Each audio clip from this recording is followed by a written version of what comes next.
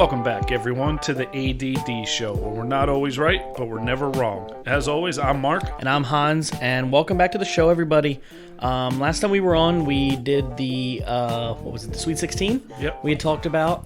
That went over the weekend, and now we are in the Final Four for the NBA. Tonight... College. We talked about the NBA last week. And then tonight, you guys will hear this on Friday. This is Thursday. Tonight, baseball starts, so that'll be exciting. So we have a lot of stuff starting up right now. Yep. How you doing, Mark? I'm good. Went 2-6.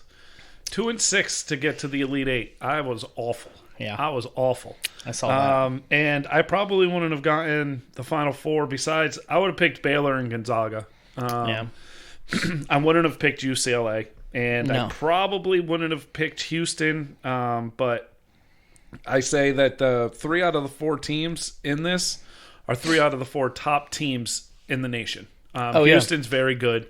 Again, they're not very good at shooting. Yeah. You know, they don't score a lot of points. They're not, but they will prevent you from scoring. So if they have to do what they got to do, they'll definitely do it. Baylor's it's gonna be an interesting game because that's gonna be. I think Honestly, I think it's going to be Baylor Gonzaga. Yeah. If you're an NCAA fan, you want Baylor Gonzaga. Yeah. Because I think both these teams are the 2 best teams in college Well, I put basketball. it like this with Gonzaga.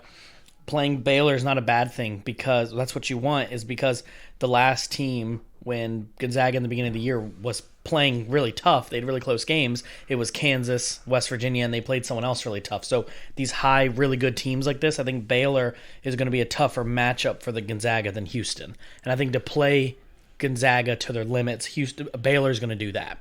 So that's why I think I'd like to see them two in the matchup, obviously. Yeah. But you can't count out UCLA. They've been balling, and you definitely can't.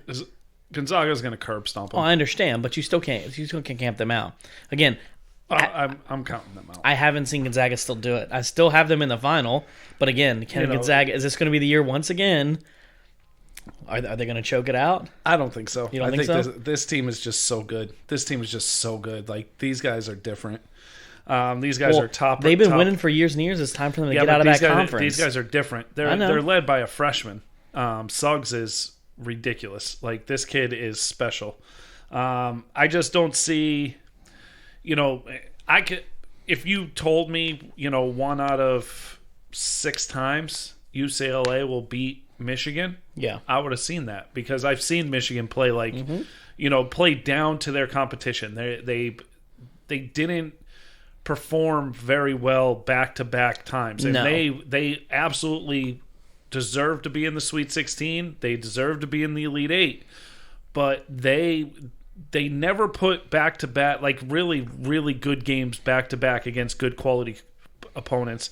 And UCLA, I mean, hey, they were in the play-in game.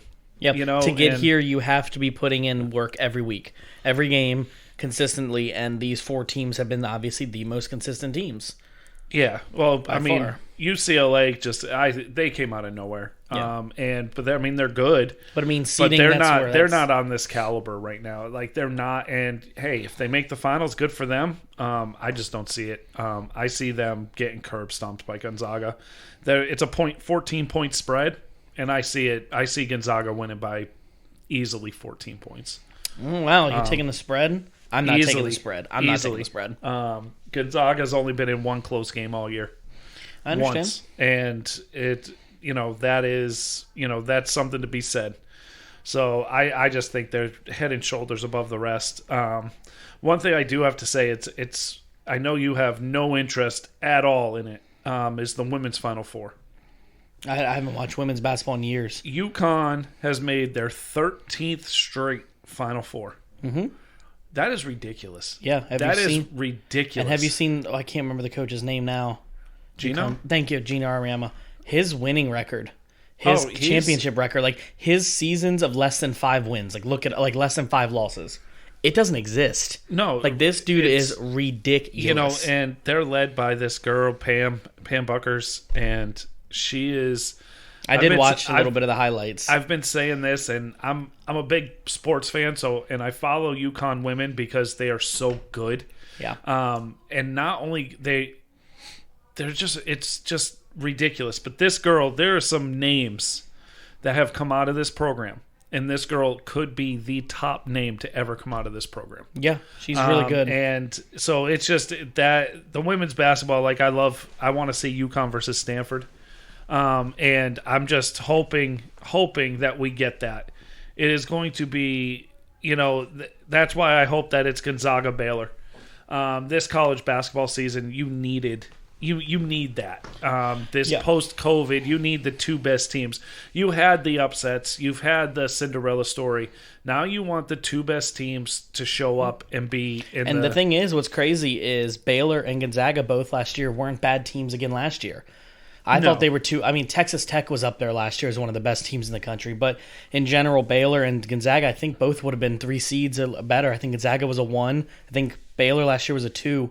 So it's good. Yeah. So it's good to get to see these teams again because these are. I really wanted to see Baylor against Gonzaga when this tournament started. I thought, to me, they were the two best teams. Yeah.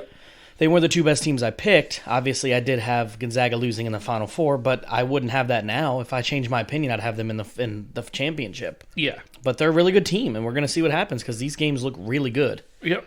I do want to bring up, these guys, we'll see these games on Saturday, and then the finals is on Sunday.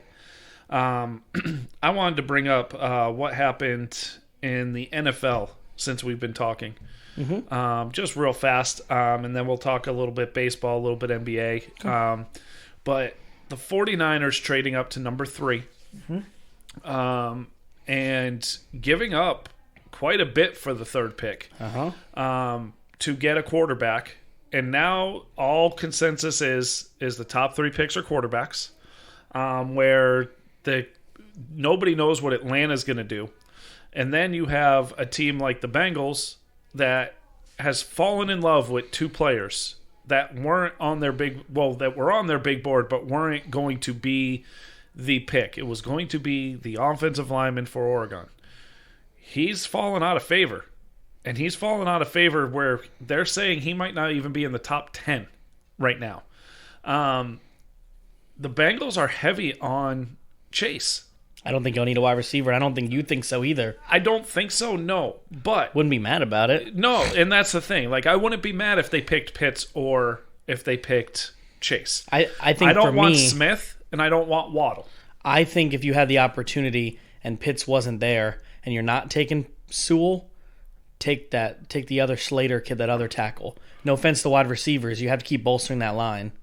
Yeah, but at the same time, the offensive linemen are dropping in this draft.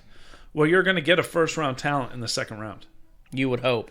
No, you will, because they're dropping. And there's probably, I'd say, 10 linemen, 10 guards easily would be in a different year. Probably 10 linemen that would be top first round. Yeah. And some of these linemen are dropping fast. Yeah. Whereas if you can line up, it's sort of like, did you need CeeDee Lamb? The best player available. So Jamar Chase, T. Higgins, Tyler Boyd. See, we didn't have Joe Mixon. We didn't have a number 3 wide receiver though. The 3rd wide receiver you couldn't name. You guys already have 3 very good wide receivers. No, we don't. Who? Hey, didn't you say you said Higgins, Boyd, and who was the other guy you named from last year? My running back, Joe Mixon. Who was the wide receiver that came on the league last year? Who was the rookie last year? T. Higgins. Then why do you keep saying y'all don't need a wide receiver? You keep saying you have 3 starting wide receivers this year. No, I said we have 2 starting wide receivers with Auden Tate and a couple other guys that can fill in. Yeah. But I'm saying, like, with what they've done in the offseason, plus what they've brought in, plus who would be available in the 2nd round, if you take Chase, I'm not mad at you. Because that is going to be a scary offense. And Mixon's only going to be better. And rumor has it that they're offering, what's his name, Gio Bernard for a 2nd round pick. Yeah. And Gio Bernard is a very good player. He's not, in my opinion, a 2nd round pick player. Mm-hmm. Because I don't think you can go a full season with him as your running back. No. But for me, the whole reason I brought this up is why the 49ers did this. So I have no idea, but I'm guessing they're infatuated with somebody. They're infatuated with a quarterback. We may not know who it is. I'm being hearing it's Justin Fields. I think they're infatuated with him. It's funny because every day it changes. Yeah. Every day it changes. It's just like the Jets are infatuated with Zach Wilson. Then all of a sudden Fields and Mac Jones had their pro days. And now they're infatuated with Fields. Fields could go number 2. And Mac Jones is going to go 3. Or, Trey Lance, can... I'm like, every day ESPN changes their mind on who the consensus number 2 is because these pro days happen. And I'm sorry, like, pro days I watch are a joke. 40s. I watch their 40 times. It really is an indication of how fast they are. Like, don't get me wrong. But these guys are in spandex shorts. So it bothers They're not me. In pads. The pro day bothers me because it's not accurate to who these players are. The jump, broad jump, sure. Cone drills, those are all fine. But to me, I'd rather just see your tape.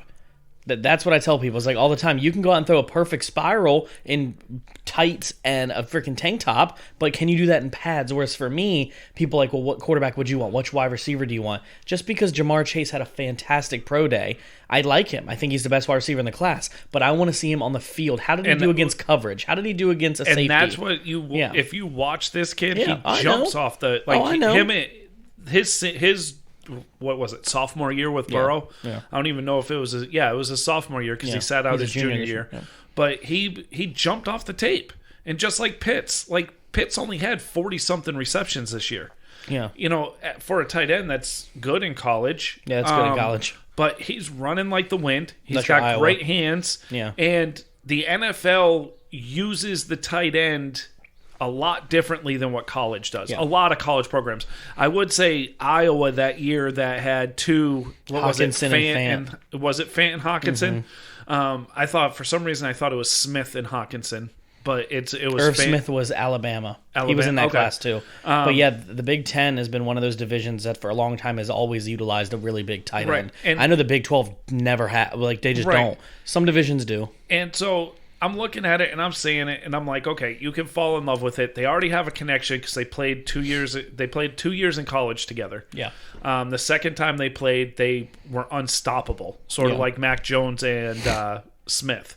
But the Dolphins turned and traded back. Yeah. And then traded up and still got more picks. Mm-hmm. Like, I just don't understand why. Like, the Dolphins are just moving, wheeling, and dealing and figuring this out. I think the Dolphins think they have enough to get close to winning their division, so they're stockpiling extra depth players. I think they like their starting lineup. To me, this 49ers trade only means one thing. If I'm a Bengals fan, I'm even more excited.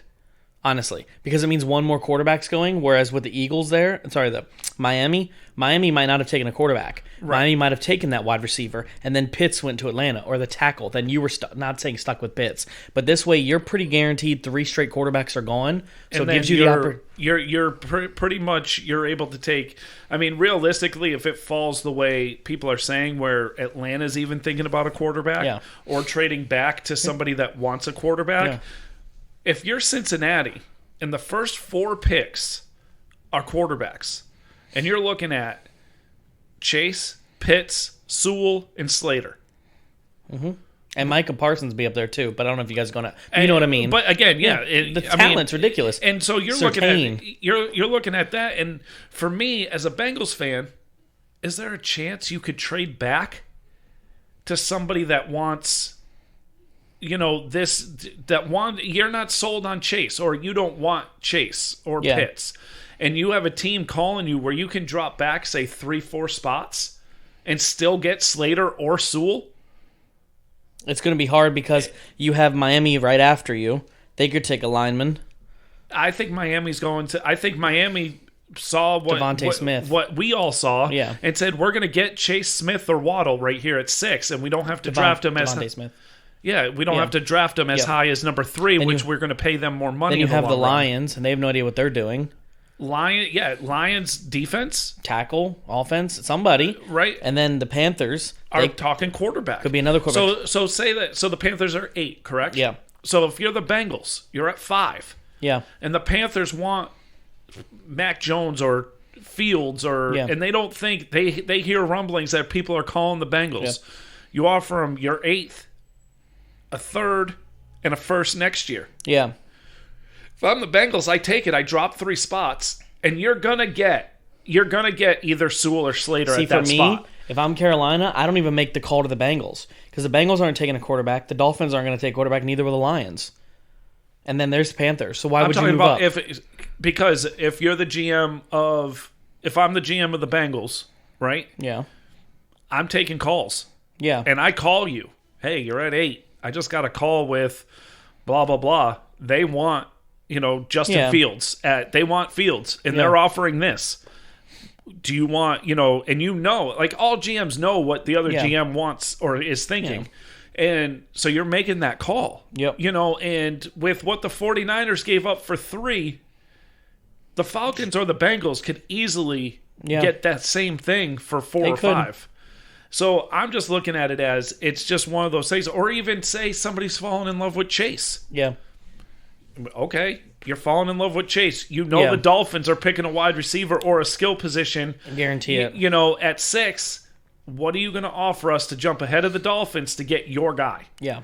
So, I think the Bengals are in prime position to move back a few spots and still get the player that will make a difference on their team. Is, like you said, like Slater, the guard, or Sewell later in the first round, first top 10. Yeah, or you know what, you just bolster your offense by having. I mean, think about it: Burrow, Higgins, and Chase, all under contract as rookies. Yeah. Where you're not paying them for 5 years. You can only expect it to be better, more touchdowns, and more accurate than he was his first year. Right. With having that kind of weaponry, which is going to only help him excel in what he was. I don't think he had... I like the wide receivers he'll have, but I still think Burrow could have more weapons and would look better. Yes, I think you upgrade at wide receiver easily by adding Chase. I think you instantly put a number 1 wide receiver on the left. I think instantly. Yeah. I think because the way he plays, you would want him as your wide receiver. And Tyler Boyd can go back to his original spot, which is the slot. Yeah. And he's hard to cover in the slot. You're not going to be able to double cover him. And you want to double cover T. Higgins, okay. Or do you want to double cover Chase? Yeah. Pick your poison. And Usama is a serviceable tight end if he can stay on the field. Mm-hmm. So I think what's going to be interesting is I think you're going to see a lot of hype in the first 5 picks. But if trades don't happen around the Dolphins, if they don't trade again, Lions, Panthers is going to start kind of. Excuse me. It's gonna. I mean, I didn't mean to bore you with the NFL talk. No, it's going to start mellowing out a little bit. It's just Logan texted earlier. He said 1 month, 29 days or something like that, or 28 days till the draft. And I'm just sitting there going, a lot's going to happen in that time.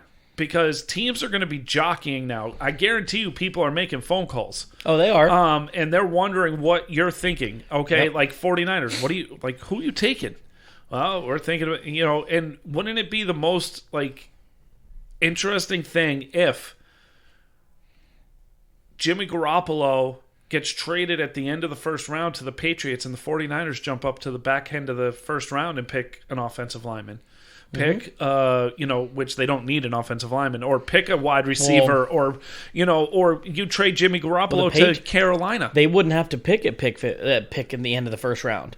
They could trade Jimmy Garoppolo at pick 15 to the Patriots. Patriots pick 15, and you might be able to get Slater or Sewell at that pick if he falls. Or the 49ers, or you call Carolina and you're like, hey, number 8 pick for Jimmy Garoppolo. Yeah, you got him under contract. You have enough money. What do you think? Washington could do something like that too, depending on where they sit. It's hard to say because some of these teams could use a quarterback. I mean, you got 2 teams in a row drafting Washington and Chicago later in the round that could all use quarterbacks. Yep. So that is just, to me, is going to be interesting. And there's always teams at the top coming back in the bottom, of the first round that see something, or, Bill Belichick not seeing the player he wants, trading back. Yeah, exactly. And, where you have, and the most interesting name, and I didn't hear how he did in his pro day, because I don't even know if he threw, to be completely honest with you. But Kyle Trask. Yeah. Nobody's talked about him. Mm-hmm. Not a single person. And if he drops to the second, third round, I think he's a steal. I do too. I think he's a steal in the second, third round. I think, and it's kind of funny because I think he's kind of a reach at the end of the first. Mm-hmm. But if you can get him middle second round, Yeah, I mean, that's a solid pick. It depends on the team, and it depends on if they want that pro-style quarterback.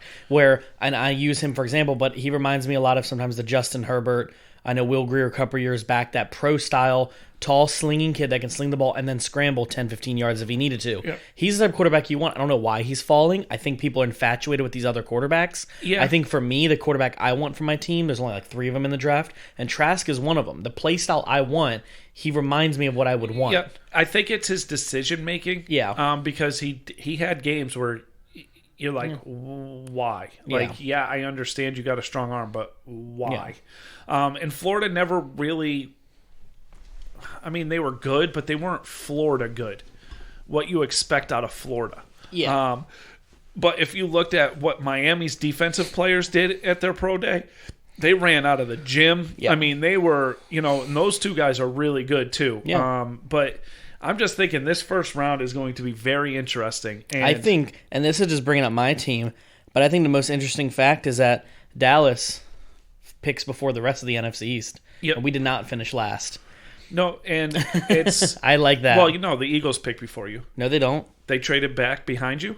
Oh, yeah, they traded to 12. Yeah, they traded to 12. Back. Okay, so it's 10, 11, 12. Yep. And we picked before the rest of them, so we can... And I think you could go... You're going to get the best cornerback, available, I feel, in the draft. Yeah.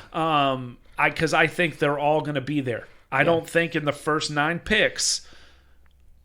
more than one defensive player goes. Well, this is the way I look at it last year, is I think he was our second-round pick last year, Trayvon Diggs.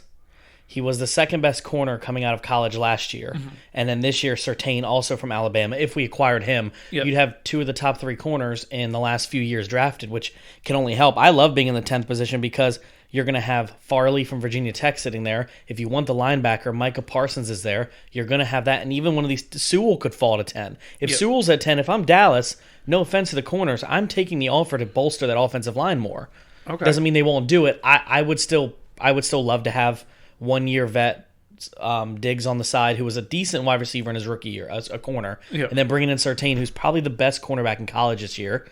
Bring them both in. That only helps your defense even more, having 2 really fast Alabama defensive corners on the team. We know Alabama does everything great besides quarterback, so any position is good. Everybody posted and everybody agreed except me, but I didn't want to post because I didn't want to get into an argument in the group chat. It was just everybody's poo-pooing Mac Jones. Okay? Now, I almost went with Justin Fields for this picture. I am not one to boast about quarterbacks because I was dead wrong on Daniel Jones this year. Okay? I was dead wrong. Okay? I was down on Drew Lock. It's okay. And so, for me, I just saw, I watched him play in the Senior Bowl. Okay? Yeah, playing for Alabama, you're lights out. Yeah. Okay? Even if you're playing against 5 stars on the other side, you're not playing against 11 5-stars, which Alabama across that front, their whole offense is 5 stars. Or except for one player was a 4. But you know what I mean. You say it all the time. When you're playing in the Senior Bowl, you're playing against the best of the best. Yeah. And you're not throwing to your guys. No. And you're not playing your scheme. Yeah. And he played very well. He saw the field well. He moved. He did. Where I looked at it as, okay, I don't think he's a starter. I don't think he's a superstar or a Pro Bowler year 1. But I really think if he goes to the right situation, if he goes to a Kyle Shanahan, if he goes to, what's his name? We just talked about them. McDaniels, Patriots. Yep. If he goes to a place where they know how to coach quarterbacks, I think he's going to be very good. Whereas I think Fields and Lance, their ceiling you already know. Yeah. You know what they're going to be, I feel. Yeah. Whereas Mac Jones, you have that ceiling where you don't know how good this kid could be. My problem with Mac Jones is this is really only his first year starting. That's my problem, is I would like to see him stay 1 more year in college. I know he's the same age as the other guys, but I really think having 1 really good year, don't get me wrong, it's a great year. You're putting yourself as the 4th, 5th, 6th, 7th, 8th possibly best quarterback drafted. He might go first round. We don't know yet. Yeah. So for me, I don't see any issue with him being the one to stay one more year and being the head of next year's pack. But you really see him as the guy that's not going to be pretty much in the league after his first year? Not first year, rookie contract, first 4 years. I could see him being it or Fields. I was going to say Fields in that picture second, but I'm really confident it's going to be Mac Jones. I just haven't seen enough from him. One really good year doesn't make you a... Look at the freaking... What's the kid? I just forgot his name. Trubisky. One really good year at North Carolina. Boom. What's he done? He's won football games. I understand that. Okay, but that's the thing. Like, he's won football games. I understand that. But what else do you want him to do? He's on the bench now. But my thing is as a franchise in Chicago. Yeah. Okay, he won football games. He has a winning record. Yeah. What else do you need him to do? Like, it's not his fault that you're 500. But again, you're the quarterback. He's the reason they're 500. No. For every other team, that's the reason. Him. They benched him, and they lost 7 games without him. I understand. They went 1-7 without him. Yeah. And so that means as a starter on an 8-8 team, he lost 1 game. And he's not good enough to quarterback in the NFL? Like, I'm sorry. Like, I'm not saying Mitchell Trubisky is a Pro Bowler. I'm not saying Mitchell Trubisky is a franchise. He was a franchise quarterback. He's not a but my thing is this: is he didn't lose games. Like, he lost games, but he didn't lose games. I mean, when he's on the field and they lose games, he lost games. He lost 1 game this year. 1. He was 3-0 as a starter. And they said, you know what? We're going to go with Nick Foles. But he's in his 4th year. What about his other 3 years? Look up his record. He has a winning record in the NFL. Okay, I understand that. But playoff games, winning playoff games, getting to the playoffs, that kind of stuff. Okay. I understand. Okay. But what I'm saying is, so you're going to base it off of, playoff wins? No. What I'm basing it off of is you're saying to me right now that he is not the reason they're losing games when they lost games. No. Okay. But you're telling me that when the team loses games, it's not the quarterback's fault. He wasn't the reason. Like, in the playoff game, he didn't play well. Okay, I understand. Okay, that. He didn't play well. And yes, but the type of quarterback he is the type of quarterback that can get you to the playoffs and win you football games if you don't fall behind big. Yeah. Okay, if you are in the game, Trubisky will keep you in the game. If you're out of the game, he can't throw the ball 40 times. No. I don't want him throwing the ball more than 25 times. But he's not, I don't think he got a fair shake in Chicago. And I really think that it's a shame. Whereas I would see him more along the lines, he's not a fantasy quarterback. He never will be a fantasy quarterback. But I really think a franchise could use him that's close. And if you use him right, like, I think he'd excel in Tennessee. Yeah. I think he'd excel in Tennessee. I actually think he would do good in Washington. Like a run-first team, he would do very well with. Yeah. And again, I'm not saying anything, but for some reason, Chicago fell in love with Nick Foles and thought they were going to win a Super Bowl because they brought Nick Foles in. Yeah. And Nick Foles is not a starting quarterback. He's not. He's a good bench quarterback and everything. And I went down a rabbit hole here of, and everybody's going to say, I can't believe you think Mitch Trubisky's good. I think Mitch Trubisky's a serviceable starting quarterback in the NFL. That needs to improve his skills. Yes. No. He definitely needs to. He has the yips. Yeah. Let's put it this way, because if you look at his college tape, he can throw the ball. He can. He has the yips where he's scared to throw the ball. Okay, and then he holds it too long. But what I'm saying about Mitchell Trubisky is not that he's not a good quarterback. This whole reference we used with the picture in the group wasn't about Mitchell Trubisky. It was about the other kid. What's the other kid's name? Josh Rosen. Yes. So if we're talking about quarterbacks, any of those quarterbacks could have the skills of Mitchell Trubisky, and that's a good career in your first 4 years. We're saying which one of those quarterbacks would be Josh Rosen. I think it's Mac Jones. Do you think Josh Rosen had a fair shake in the NFL? I mean, he started a couple games, and when he was able to start, he didn't really. But did he get a fair shake? I mean, I'm not saying Josh Rosen's good. Yeah. I'm just saying, did any team give him a legit chance? No. But again, the unfortunate part about the NFL is I can name 100 players that in the last year has gotten not a fair shake. Unfortunately, in my opinion, I think there's probably 25 really good quarterbacks that aren't starting on teams because they don't know who they are. And I don't think this would even be a conversation if Lamar Jackson wasn't who Lamar Jackson is and where Lamar Jackson was drafted. Yeah. Because you had those quarterbacks drafted 1, 2, 3, 4, and then and also Josh Rosen opened his mouth. Yeah. And said that he's going to make 11 other teams or whatever, 10 teams eat their words about where. That was hilarious, by the way. But it's, and where's Darnold going to go? Where's Darnold going to go? Yeah. Because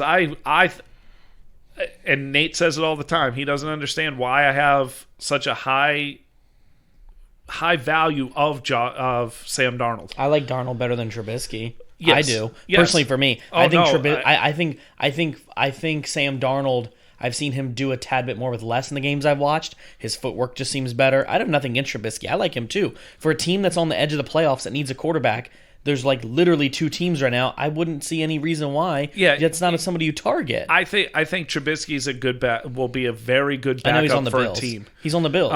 And I think if Allen gets hurt, I think you can win a few games if he's out a few games. Yeah. So, but to me, I think he's a really good quality player. But I think he's going to remind me a lot in a few years of like a Foles situation where I don't think he's going to start again. I don't know if he's going to get a starting job. Okay, that's just me. It's a lot like who still is a backup. I can't think of whose name I was just thinking of. Like Mariota. Mariota got 4 years. I know Trubisky got benched for half of this 4th year, right? But like Mariota will probably never start on the team again. No, and Jameis Winston may never start again either. I know with the Saints he might, but like, so you have your 4 years. Well, look at the quarterbacks. I mean, so forget Brady, okay? Because Winston had the best quarterback to ever play the game go into his situation. Yeah. But again, Brady didn't look like the GOAT his last 2 years in New England, okay? And then he goes to Tampa Bay, and he looks really good. Yeah. With the same weapons Winston had, and Winston just couldn't stop throwing it to the other team. See, I have a hot take that I've talked about for a while, that I think if Jameis Winston was still there and didn't throw as many interceptions, they'd have had 10 wins on that team. Oh, easily. By far. Because if he just threw the average in a season is 15. So if he cut his in half, they were 7-9 with 30 interceptions. Yeah. If he'd have cut those in half, I think it was 11 of his interceptions were returned for a touchdown. Of those 11, 5 of them decided the games. Right. You're talking 12 wins if he'd have not thrown to the other team. It's just his decision making is bad. Awful. Like, could you imagine if Brady never went there and that team was in the playoffs? Brady would have never went there. But look what Tennessee did, getting rid of Mariota and revitalizing the career of Tannehill. And bringing in Tannehill. And nobody thought that was a good move. Everybody was didn't. like, I guarantee, everybody was like, I can't believe, Mariota is there. Why are you bringing in Tannehill?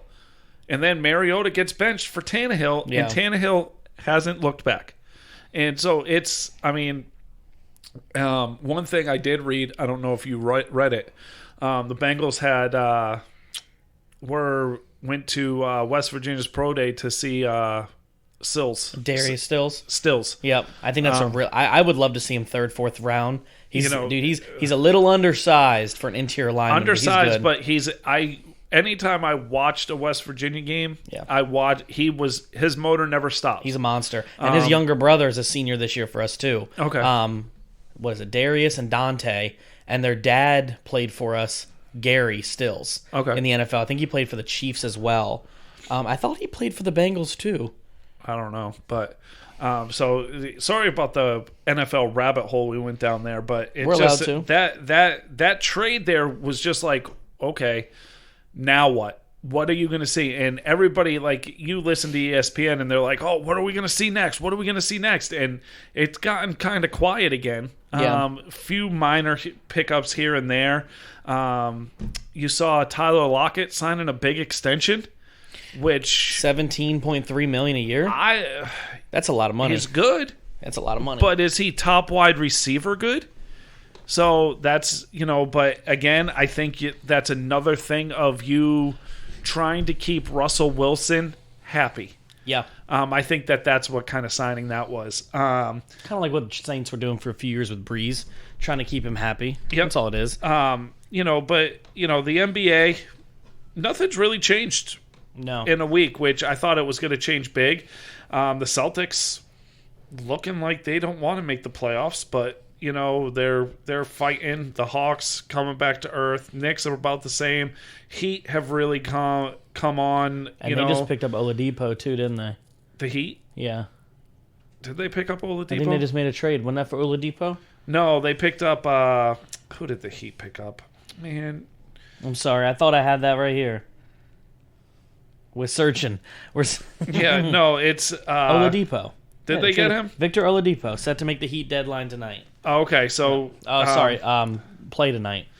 So that'll be good for Jimmy Butler. Yeah, no, I like Oladipo. I think Oladipo's a good player.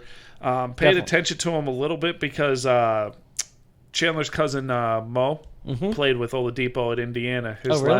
One of his last years in college. Nice. He played with Oladipo, and so I paid attention to it. And Oladipo came out of nowhere and was really good. But again, I'm going to talk Lakers. They just picked up a buyout for what was his name from Cleveland. Was it Drummond? Yeah, thank Andre you. Drummond. I was waiting for you to. My whole brain just went blank, so it's not fun. I think that's a serviceable help for a few weeks. Yeah, I mean, he's definitely not Anthony Davis by any means, but no. But he'll be good for a playoff run. As far as when those guys come back too. So here's my question: did the Nets make all these moves just to lose? Still, what do you think? Oh man, don't get me started. I would love to have Malik and Chandler on right now because I know me saying this, they'll they don't like my take on those three players. They're probably, I want to say, James Harden is the most overrated NBA player in the history of the NBA.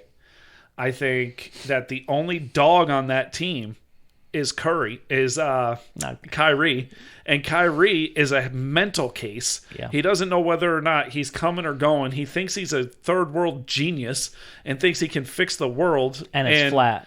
Remember. And I don't believe that Durant wants to play basketball.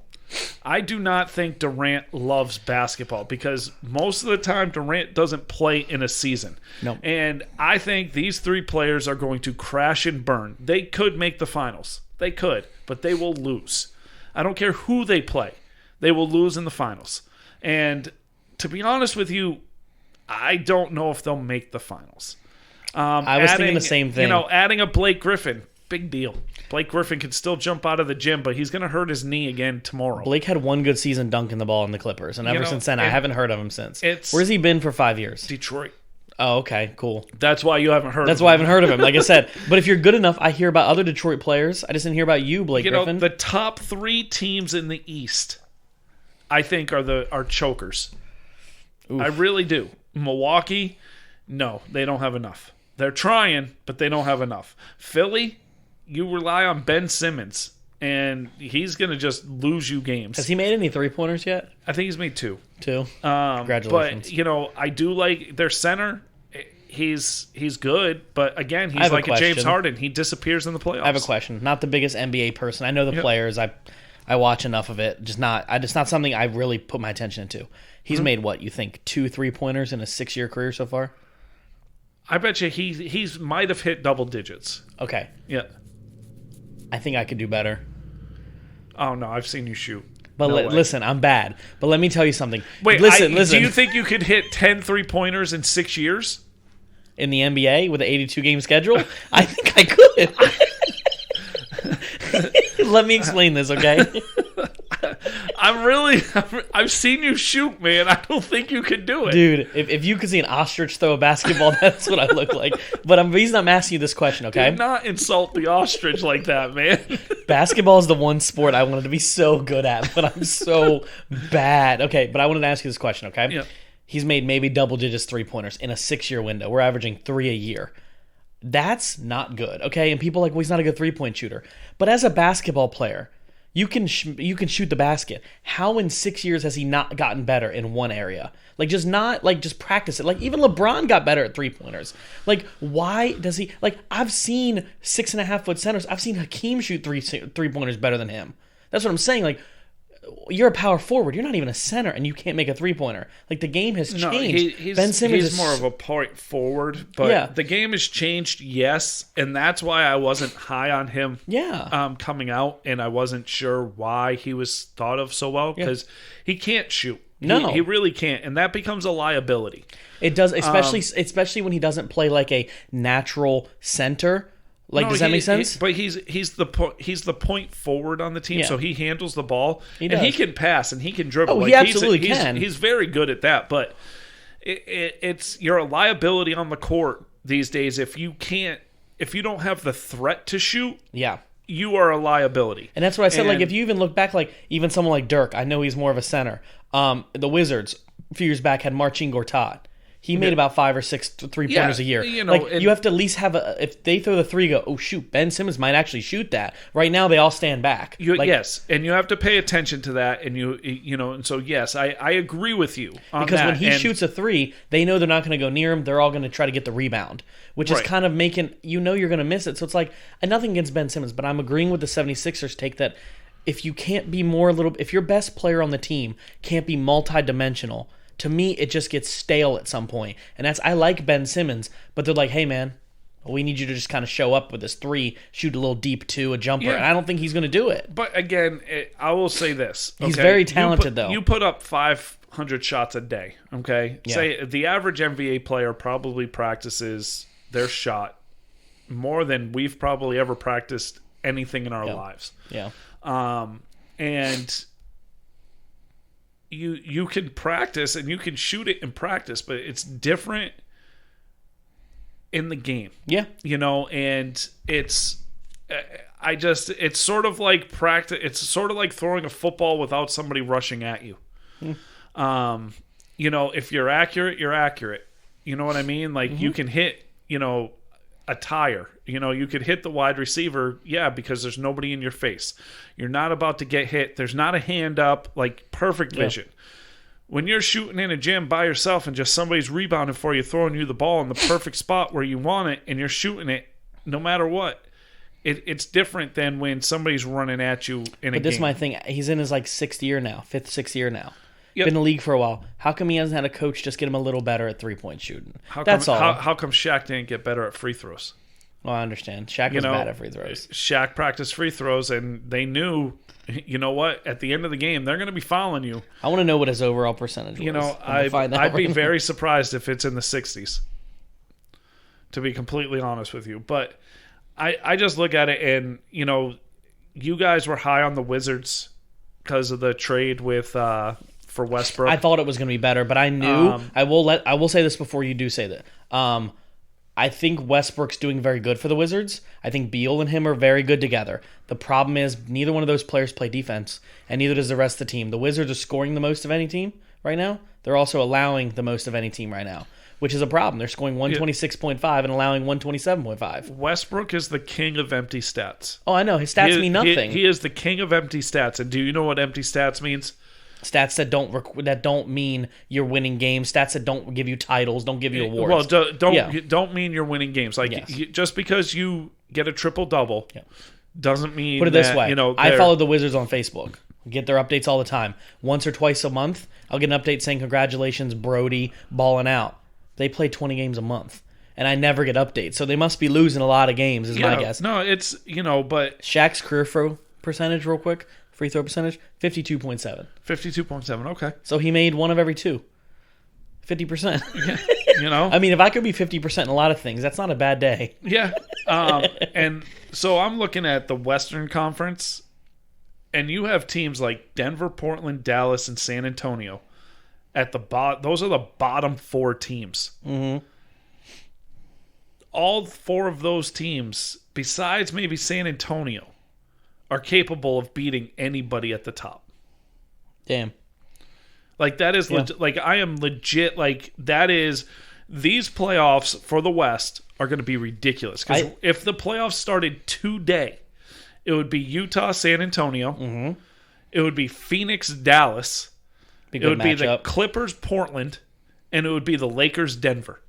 Those will all be really good matchups. That Dallas matchup will be good too. Yes, that Phoenix-Dallas matchup, I think, because Dallas has sort of turned it around. They're starting to win some games. And they're winning games and everything. And then where you look at the East, you have the Nets versus the Celtics, which is very good. Okay, that's a very good matchup. I think the Celtics will come on. Philly versus Atlanta. Milwaukee versus New York. That's a sweep. Charlotte versus Miami. I think Miami beats Charlotte. Yeah. Okay. I think Charlotte's going to actually not make the playoffs because of the loss of LaMelo. Yeah. He's their whole team. But it's going to be an interesting coming down the stretch to see what happens. I think the East, like we said last week, the top 3 teams in the East are the top 3 teams in the East. 4, 5, 6, 7, and 8 all could change easily. And so it's just going to be a dogfight. And I know you don't pay attention to the NBA. I will close to the playoffs, just pay. You don't even have to watch. Like, just pay attention to box scores and to the standings. Yeah, and just see how it's all changing day in, day out. It's sort of like hockey at the end. Yeah, where especially this season in the NBA, where hockey at the end. It's like this team is 3 points behind this team, and they have 2 games remaining where that team only has 1. Like, teams jump every day and fall every day, and it's crazy this time of year. And then that's a good thing with a lot of sports is getting a certain amount of points, seeing where you are and cut off lines, and how close you are to getting in and stuff like that. By the way, I wanted to search it because I thought it was interesting.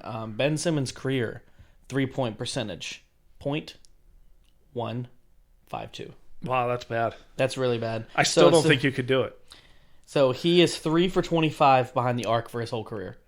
I guarantee you, if we went to a gym, and I'm gonna put this on the podcast. I'll put it in writing. I'll even make a bet with you. Okay. If you shot 100 3-pointers, you would not make 10. Well, what if I did the Ben Simmons? I got to make 3 of 25. 3 of 25. You would not make 3 of 25. Can I shoot from the corner? That's where I was best at. As long Call as the you're sack hero. As long as you're behind the 3-point line, I don't care where you shoot it. Okay, after 10, you'd be tired and winded. So I know the next 15 aren't going to matter. So if you don't hit 3 out of 10, I know I win. I'm only doing this. Do I get the cart next to me with all the balls on it, like the 3-throw? I'll rebound for you. I appreciate that, Mark. Yeah. All right, let's do it. We're going to call it the Ben Simmons Challenge. We're both going to do it. All right, I'll do it too. with me. Okay. I'm very bad at basketball. I'm admitting this. I will hit 3 out of 25. You think so? Oh, yes. From the corner or from the arc? It doesn't matter. Okay. I will hit 3 out of 25 3-point shots. I know that for a fact. All right. For a fact. All right. I haven't deteriorated that much in jump shots. I don't know, okay, man. Running. I've seen you get off the couch. It's an ordeal. Yes. I may be sore for a week after shooting, but you know what? I can do it. Dude, my freaking kid, Xander, comes over to play with you, and after like an hour, you're like dying on the couch. And while I'm running around after him all day, what are you doing? He doesn't let me come near him. He doesn't. When he sees you, he don't let us have anything around him. But it's... the NBA season's going to get good. Yes.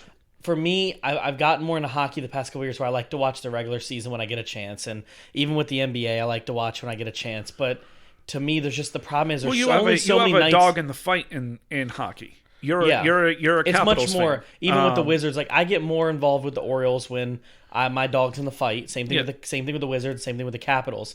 Those are sports that, for me, when my dog's in the fight, I want to watch more. Whereas college football, college basketball, the NFL, even like NASCAR and stuff like that. Like, those are sports that I like to watch, even if my person, driver, or team is not involved at all. But I know a lot of sports are player-oriented or team-oriented. If your team's not involved, you're not going to watch. And baseball and hockey and basketball are big ones like that. And that's just me. Which is why I try to root for, on the side, other teams. That's why I like to watch the Lakers. I like LeBron, even when he was in Cleveland and Miami. When he was in Miami, I rooted for Miami unless they played the Wizards. Obviously, I wanted the Wizards to win. But I liked watching him because I think he's a good player. It's like people who didn't like the Lakers back in the day when Kobe was there. But Kobe was playing like, dude, I want to see him win another ring, man. So to me, I want to I would like to watch the Lakers. I'd like to see LeBron win another ring. But I definitely will be watching when the playoffs start because I know we're only a few weeks away. And we'll have a national champion. So let's do this real fast before we end the show. We still got about 10 minutes. So. All right. So do you have you have Baylor versus Gonzaga. Is Baylor, that your Gonzaga. two? Yep. Okay, and who do you think's I have Baylor by 5. Baylor? Okay. I got Gonzaga double digits. Okay. Gonzaga's played only one double-digit game, under double-digit game all year, and I said at the beginning of the tournament, Gonzaga's going to run through this with no problems. If Gonzaga runs through this, I'll be the first one to say I was wrong on them. Yeah. I know they have 2 more games to go. You have every right to say that. Prove it to me. Like you have every right because they've been the top seed before. And they win the number 1 seed in the WCC every year for the last 20 years. They've never got it done. So for me, if you want to be proven in my heart, I get they ran through everybody. They beat Kansas. They beat West Virginia. They beat these teams. Great. This is the best season they've had in a long time by beating good teams. We've told them for years, play a better schedule, and we'll think about it. For me, this is an opportunity where I'd like to see Gonzaga say, in basketball, we want to join the Pac-12.